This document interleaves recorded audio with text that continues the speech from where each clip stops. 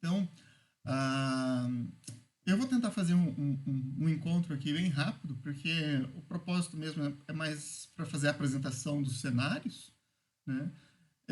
Em termos de material, não dá tempo da gente comentar o material, porque é bastante material, então se a gente fosse comentar o material, ficaria a manhã inteira aqui. Então vamos fazer a discussão mesmo dos cenários. Tá? Deixa eu compartilhar minha tela aqui com vocês.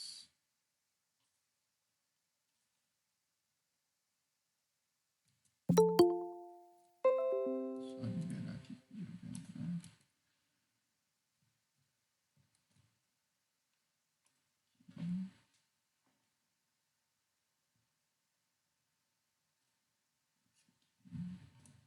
Aqui.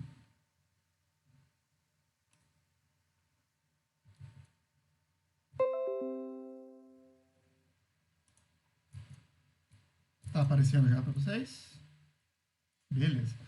Então, a disciplina, como as demais, ela também está dividida em 4 temáticas, né? A primeira temática, ela discute didática, né? E ela é uma temática mais de introdução ao conteúdo, né? O que nos relaciona aos cenários que nós temos, né? São as temáticas 2, 3 e 4. Daí a temática 2 é relacionada com o primeiro cenário, com o segundo cenário, e a temática 4 com o terceiro cenário, né? Então, a temática 2 discutindo a intencionalidade da ação educativa, a temática 3 discutindo a curadoria educacional, a temática 4, então, discutindo as interfaces de aprendizagem, cada uma relacionada, então, com um dos cenários.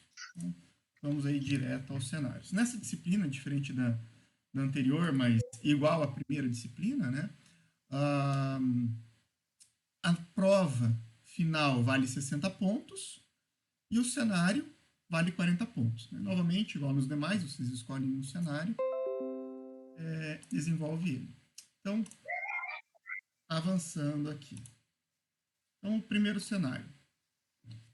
Né? Como falamos de intencionalidade pedagógica significativa, que é o que está na temática 2. Né? A partir de agora, teremos uma abordagem intencional organizada através da estratégia de storytelling, jeito de contar histórias e aprender conteúdos com elas.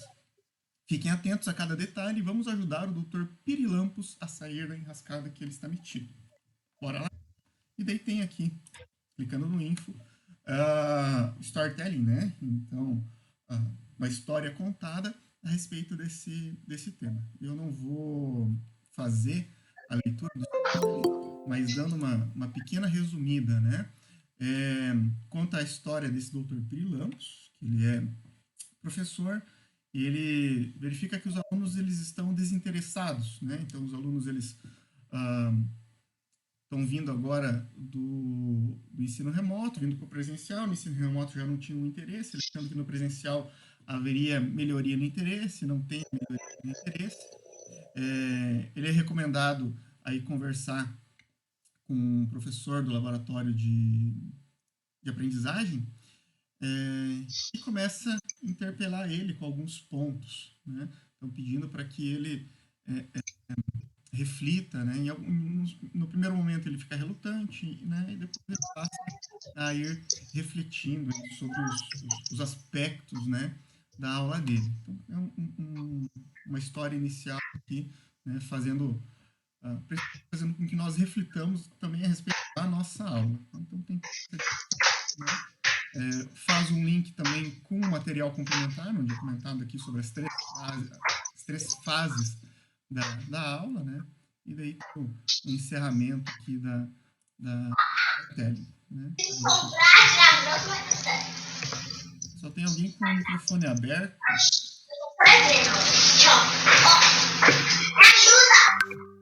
Se puderem. Obrigado. Daí, na sequência, né, então, no storytelling conhecemos a história do Lampos, um professor sem didática, que está em apuros com seus alunos, reclamando da sua metodologia de ensino e falta de diálogo para melhor atender as suas queixas. A partir de tudo que foi visto, como podemos ajudar? Então, isso daqui é a pergunta central do cenário, né? Como podemos ajudar o professor de storytelling a planejar a ação didática com mais intencionalidade significativa, né? Aí tem um material complementar aqui, que é um pouquinho extenso também, só que é interessante que faça a leitura para que consiga desenvolver. O principal ponto aqui desse material complementar é a parte 1 do livro, né? Onde é discutido aqui a fase inicial, a fase intermediária e a fase final, né? Então, onde tem o que o professor, como ele deve agir em cada uma dessas fases. Deixa eu abrir aqui, depois eu faço alguns comentários. E daí o que a nossa atividade propõe, né? Então, a proposta é que você elabore uma sequência didática de no máximo 2 páginas e no formato PDF.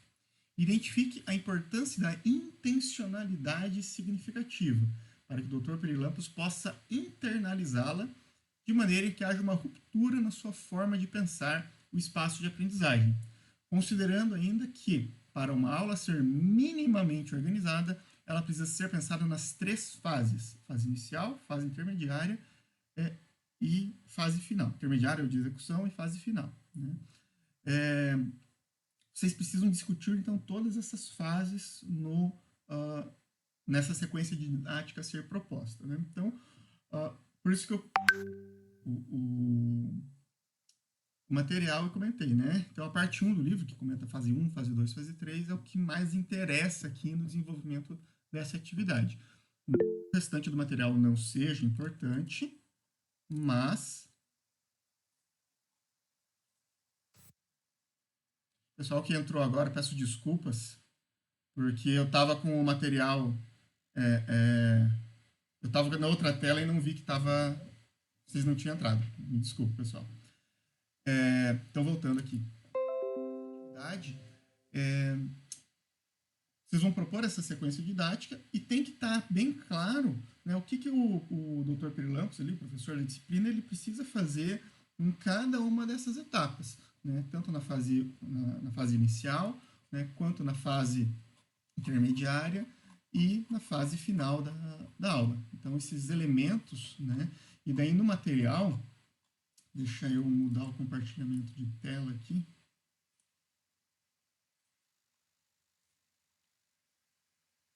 Na verdade, eu vou colocar para compartilhar aqui. Então, tem que ficar bem claro nesse material de vocês, quem for escolher o cenário 1, né? Então, todo o processo que esse professor vai ter para essa disciplina, né? Então, o seu plano de aula, né? Contendo ali para cada uma das etapas, né? Para cada uma das fases, corrigindo, né? Então, na fase 1, toda a discussão que ele tem a respeito da organização para aquela aula, né? E a estrutura pedagógica que ele espera que ele vai encontrar para aquela aula, né? Então, ter delimitado isso nessa sequência didática. Aí depois da aula propriamente dita, né, a fase intermediária ou de execução. Então, a discussão dos conhecimentos selecionados, né, a forma que vai ocorrer a comunicação na aula com desse docente com os alunos, né? Então, até é interessante o material que o material comenta a respeito da comunicação verbal, da comunicação não verbal, né, sobre gesticular. E daí eu parei um pouquinho enquanto fazia a leitura para refletir, né? E eu falo bastante com as mãos, né? Então eu estou sempre gesticulando e tudo mais. Foi um ponto de reflexão para mim também, né? E a discussão, então, da etapa 3, né, que é a etapa final. Então, como que o professor ele tem que se portar nesse momento da aula, no momento final da aula, né? Então, colocar onde ocorre essa síntese da aula, né, a discussão do que ocorreu durante a aula, e o feedback, né? Então, como que os alunos eles estão dando um retorno para esse professor. Então, nessa atividade, tem que ter todos esses elementos. Tá? Então, o que precisa ter em termos de avaliação? Né? precisa ficar bem claro que é uma sequência didática, né? Então, elencado ali cada uma das etapas, né? Elencado cada um dos processos dentro de cada uma dessas etapas. Então, esse elemento ele tem que ficar bem claro, né? Tem que estar relacionado com a proposta do storytelling, né? Então, tem que estar comentando, o professor Pirilampos, ele tem que fazer isso, tem que fazer aquilo. Então, relacionado com a historinha em si, né? Tem que conter, então, as 3 fases, né? A fase inicial, a fase intermediária e a fase final. Tem que ficar claro, dentro das fases, né? Dentro de cada uma das etapas, a intencionalidade pedagógica, né? Então, isso tem que ficar bem claro. Então, para cada um dos passos que vai ser adotado durante a aula, o que o professor, qual que é a intenção dele, né? Em termos da aprendizagem dos alunos, em ele estar executando aquele elemento, né? Então, isso tem que ficar bem claro também. Um outro ponto de avaliação aqui, né? Tem que haver uma sequência didática, né? Entre cada uma das etapas, né? E cada um dos pontos dentro das etapas. Deixa eu ver o que mais aqui que é interessante comentar.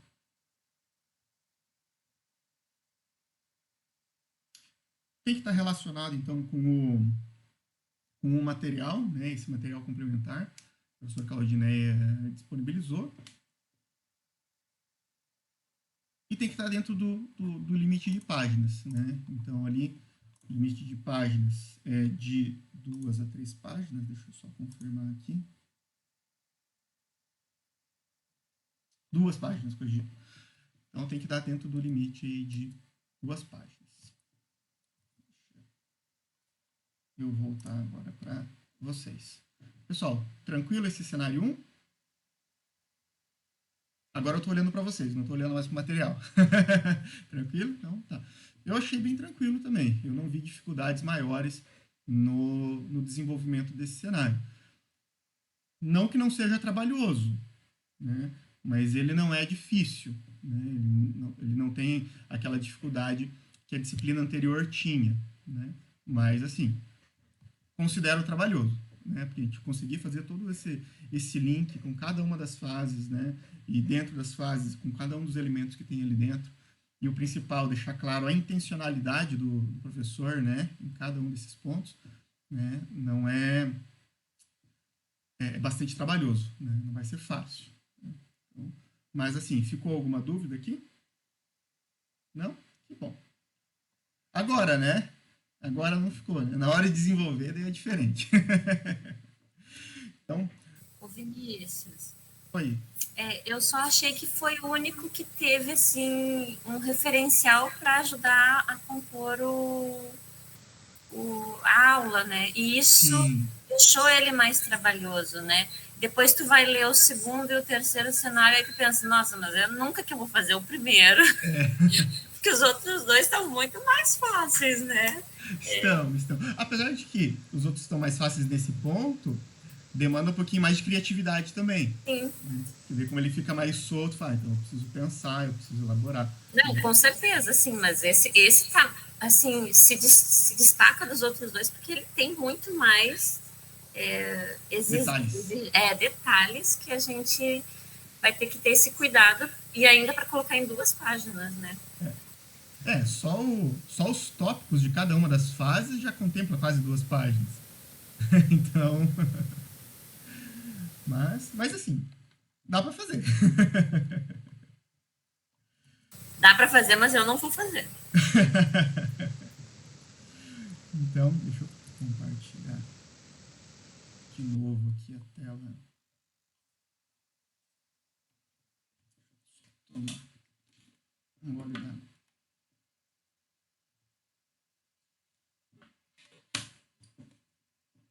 Então, passando agora para o cenário 2. Né? O cenário 2 está vinculado com a atividade de curadoria, né? Então, no Explore, né, falamos sobre curadoria de conteúdos. Leia o texto Jardim de Conhecimento, uma jornada de curadoria educacional. Vamos discutir, identificar e relacionar a história de Sofia com o processo de curadoria. Acesse o texto ao lado. Bom, esse aqui é um texto mais curtinho, né? Mas eu também não vou ficar fazendo a leitura dele. Ele conta a história dessa Sofia, em que ela resolve compartilhar o conhecimento dela na internet. Né? Então, tem todo o desenvolvimento aqui de como ela realizou isso. A professora Claudineia faz uma analogia, né, do desenvolvimento que ocorreu ali com um jardim, inclusive o próprio início do texto, né, o jardim do conhecimento, né, então, onde tem o semear das sementes, onde tem o florescimento, né, e é discutido, então, esse aspecto da curadoria aí, da professora Sofia. Tá? Ao mesmo tempo, aqui eu peço que vocês retornem também ao material de apoio da disciplina, né, onde tem o vídeo lá do professor Cortella, onde ele comenta a respeito do que é curadoria também, então fica bem interessante aí esse paralelo, mas é uma historinha de introdução à atividade. Né? O desenvolvimento mesmo, o que se espera dessa atividade. Né? Então, siga atentamente as indicações abaixo. Todo professor traz inquietações no momento de organizar uma aula, não é verdade? Escolha um tema para você em sala de aula ou na gestão da escola. Escolha um tema que para você em sala de aula ou na gestão da escola seja motivo de inquietação. O tema é livre. Então facilita bastante, como a gente está numa turma de gestão, cada um de vocês tem uma formação, vocês podem estar puxando para a formação de vocês, né? Observe que Sofia estava em um processo de inquietação que a levou a embarcar em uma jornada de curadoria de conteúdos para ajudar seus alunos a separar e filtrar a imensidão de informações que tinha disponíveis. Em relação ao tema, quais são as inquietações em relação à organização e seleção de conteúdo? Após a seleção de conteúdo, qual a próxima inquietação? E quais são as maiores inquietações acerca da transposição didática? Então, aqui, o núcleo, né, dessa atividade é essa apresentação de inquietações, né? Então, em termos do vasto conteúdo que se tem, né, nas mídias digitais, né, na internet e tudo mais. Então, como que a gente pode organizar, selecionar esse conteúdo e apresentar ele com fontes confiáveis para os nossos alunos, né? E em termos da inquietação também da aprendizagem dos alunos. Então, indiquem uma tela, né? Vocês vão escolher qualquer recurso digital que vocês queiram, né? As inquietações que você elencou nas questões da tela anterior e vai postar em PDF. Em termos dessa atividade também, ela ficou bem livre, mas tem alguns elementos que a professora Claudineia quer que seja avaliado. Né? Então, assim, a atividade ela tem que estar entregue no PDF, né? Esse não tem... até porque, se não, salvo engano, o próprio AVA não permite a postagem de outros materiais. Né? Então, o que vai ser entregue? Então, o material ele possui um tema principal de inquietação e esse tema ele está claramente definido. Então, essa inquietação, né, o que se quer que seja apresentado, ele ficou bem claro nesse material que está sendo entregue. Então, esse é um dos principais pontos aqui de avaliação. Né? Então, o material ele apresenta as inquietações em relação à organização e à seleção de conteúdos. Então, esse também é um dos principais temas aqui de avaliação.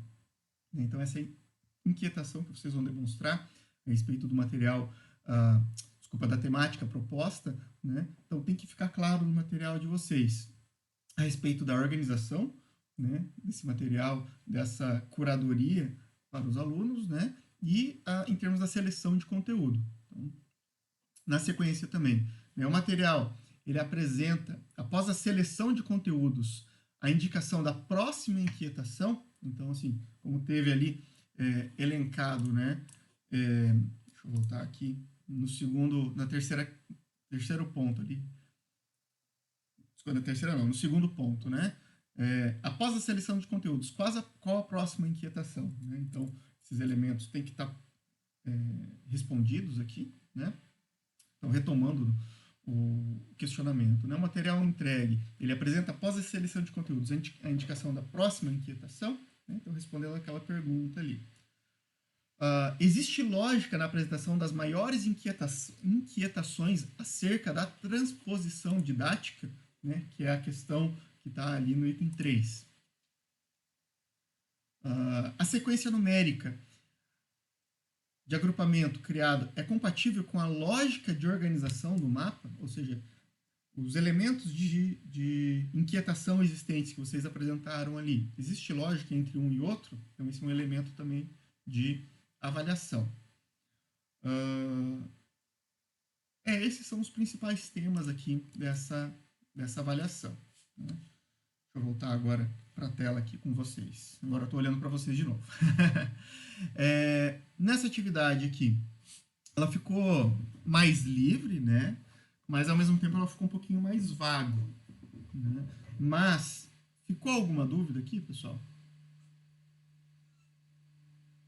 Não? Tranquilo? Então. Michele, pode falar. Professor, ali diz que a gente pode fazer dentro da gestão da escola também, né? Sim. Então, a gente pode elencar situações do cotidiano de uma escola para tentar resolver. E aí, dentro dessas inquietações, buscar as inquietações delas, né? Mais ou menos assim? Ou ela, se eu buscar relacionar com a gestão da escola, eu tenho que estar elencando conteúdos de sala de aula mesmo? Conteúdos, problemas? Ele está vinculado com o conteúdo de curadoria, né? Então, como que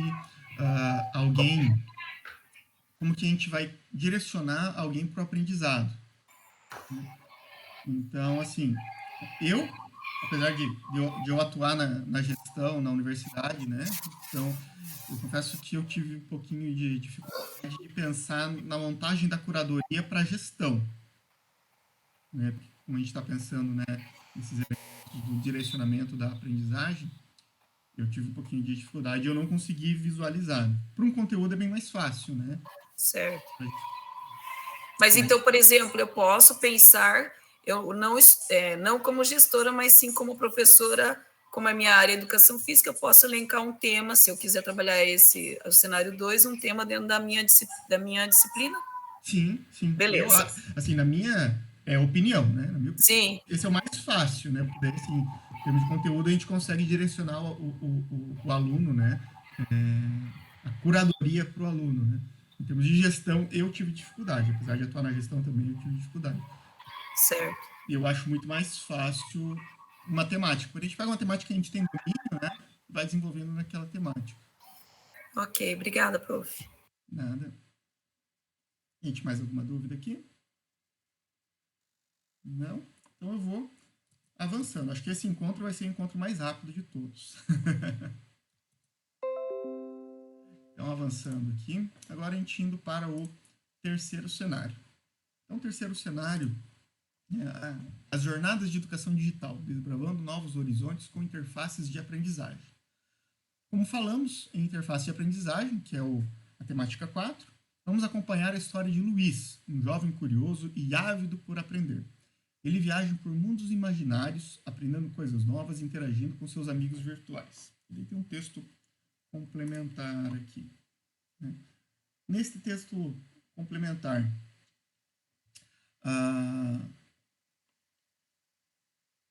nossa, me deu um branco desse texto agora, para falar a verdade.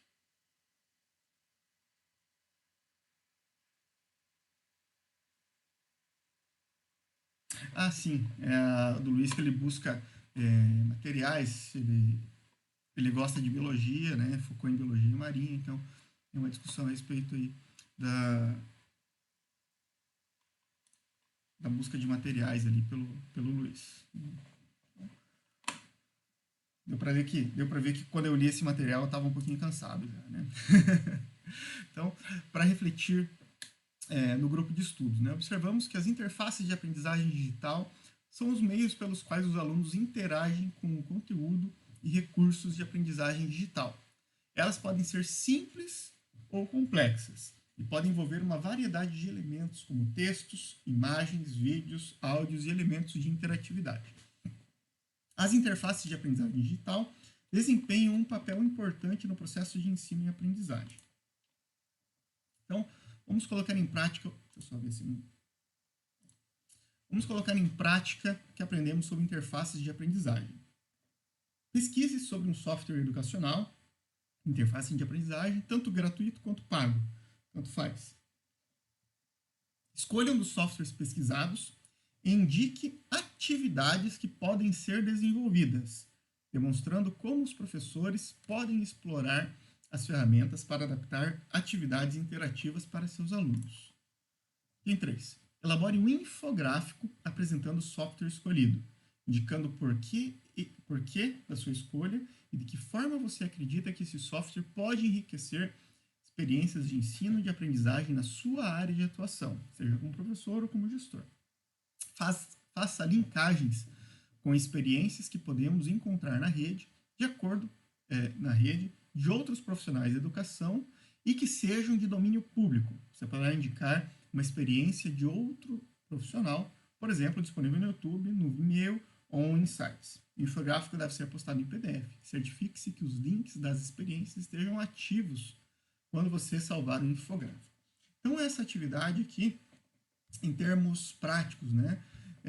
Vocês vão identificar algum software educacional, né? Algum software aí de apoio à aprendizagem, né? Esse software pode ser tanto gratuito quanto pago, né? Quanto contratado, né? E daí, posteriormente, vocês vão construir um infográfico, né? Esse infográfico ele não tem um modelo pronto, né? Então vocês podem estar procurando na internet, no Google, né, modelos de infográficos para construir essa atividade. Então, ela não tem aí um layout inicial. Até a professora foi questionada, a professora Claudineia, se não seria interessante fosse apresentado um infográfico, um modelo padrão, né? Só que daí mina um pouquinho a criatividade de vocês, né? Então ela preferiu que ficasse em aberto o infográfico, cada um desenvolve o seu e desenvolve daí a sua atividade, né? E daí, nesse infográfico, né, o porquê que for escolhido esse infográfico, né? Então, quais são as contribuições, né? Como que esse infográfico vai vir a contribuir aí no desenvolvimento daquela temática que vocês escolheram, né? Então, em termos da avaliação, né? Então, o que vai ser avaliado nessa atividade, né? A entrega do infográfico, né? Então, foi construído no formato de um infográfico, né? Tem as características do infográfico ali, então esse é um dos pontos, né? As informações que foram apresentadas, elas seguem uma ordem lógica, né? Então, entre o infográfico, ele tem os seus relacionamentos, né? Ali, as suas setinhas, onde apresenta informações e tudo mais. Essas informações, elas têm uma sequência lógica? Então, esse é um dos pontos de avaliação, né? E essa sequência lógica faz sentido nesse contexto do infográfico, né? Então, todo esse elemento aqui faz parte da avaliação também. A temática é uma temática relevante e apresenta informações úteis e interessantes, né, dentro da temática que vocês escolheram. Então, esse é um elemento de avaliação também. Os links, né, que estão ali, né, que ele pede que faça linkagem de experiências de outros profissionais, né? Então, esses links, eles estão ativos. Então, se a gente clicar no infográfico, no link dentro do infográfico, aquela experiência, ela vai ser aberta. Então, é um elemento de avaliação também. As informações do infográfico, né, que apresentam um software que oferece recursos educacionais, né, interatividade, suporte para experiência de aprendizado enriquecedora. Não, nossa, esse elemento ficou confuso aqui. Deixa eu reler ele para poder explicar. Sim. As informações que estão no infográfico, né? Então, tudo que está linkado ali, ele apresenta um software, né? Então, ele apresenta ali o software, tanto ou gratuito ou pago. Esse software, ele apresenta recursos educacionais, apresenta interatividade, e apresenta suporte para uma experiência de aprendizado enriquecedora para os alunos e que estimule a criatividade e o engajamento desses alunos, né? Então, esse é um dos principais pontos aqui. Então, a escolha do software aqui, ele é um dos elementos mais importantes, né? Linguagem, é utilizado linguagem culta, né? O design do infográfico, ele é atrativo, então ele foi construído de uma forma que, observando ele, vai chamar a atenção. E esses são os principais pontos aqui de avaliação. Esse do infográfico um pouquinho mais complicadinho, né? Voltei agora para vocês. Kátia, pode falar. Eu perguntei para você, lembra, se eu posso usar o Google Art and Culture como base para o trabalho? Porque eu não sei, na verdade, ele é do Google. Uhum. Né? Não sei se ele seria considerado um software. Já me explicaram 1.500 vezes, mas eu não entendi. A minha filha me explicou, mas eu não entendi se faz ou não faz parte. Eu fiquei de ver e eu não vi esse teu ponto. Então, porque, na verdade, ele é uma ferramenta para ensinar arte, ensinar história, ensinar ciências, né? Você entra pelo Google, você baixa ele da Play Store, do Google, né? E você pode trabalhar com os alunos, tanto que na pandemia eu trabalhei com eles através desse material. Não, então, a princípio, sim, né? Se tem todos esses elementos aqui. Eles podem acessar também, porque daí você passa o link, né? E eles entram por exemplo, você quer visitar o Museu do Louvre, então você passa o link e eles visitam junto com você. Daí aparecem os bonequinhos deles junto com você passeando por dentro do museu. Então ele enquadra, sim, ele enquadra. Então tá. Qual que é o nome? Oi? Qual que é o nome do... É Google Art and Culture. Fiquei curioso, né? Entra lá, é bem bacana, é bem legal. Você pode, por exemplo, colocar sua fotografia dentro do quadro do Van Gogh, por exemplo. Você faz você sendo Van Gogh. Então, assim, é bem legal. Você pode fazer o trabalho, né, por exemplo, o aluno na arte. Nós fizemos uma exposição depois de trabalho de fotografias, onde eles printaram a tela, a gente revelou e montou. Então, o aluno dentro da obra de arte. Ficou bem legal. Bacana. Então, entra lá para você ver se é bem divertido. Vou ver assim. A Márcia perguntou ali, passa o nome. Passa o nome. Vou colocar no chat. Então tá. Deixa eu... Pessoal, nessa atividade aqui, ficou mais alguma dúvida? O mais difícil mesmo é encontrar o software, né? O mais difícil é a gente pensar no software que vai ser utilizado, né? Mas, assim, o desenvolvimento, ela está relativamente tranquilo também, né? Deixa eu... Então, como não tem dúvidas, né? Eu não vou ficar tomando muito tempo de vocês, porque está no meio de um feriado, né? Tem alguns que estão viajando aí, então... deixa eu só postar a lista de chamada aqui.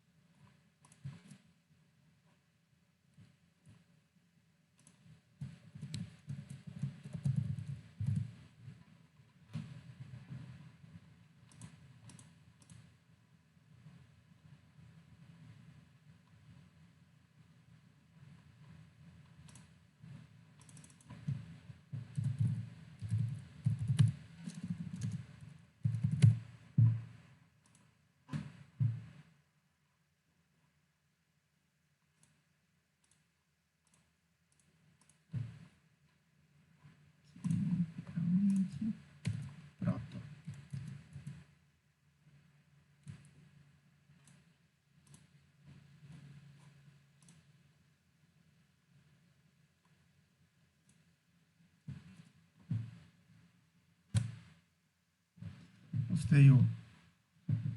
Postei o link da chamada ali.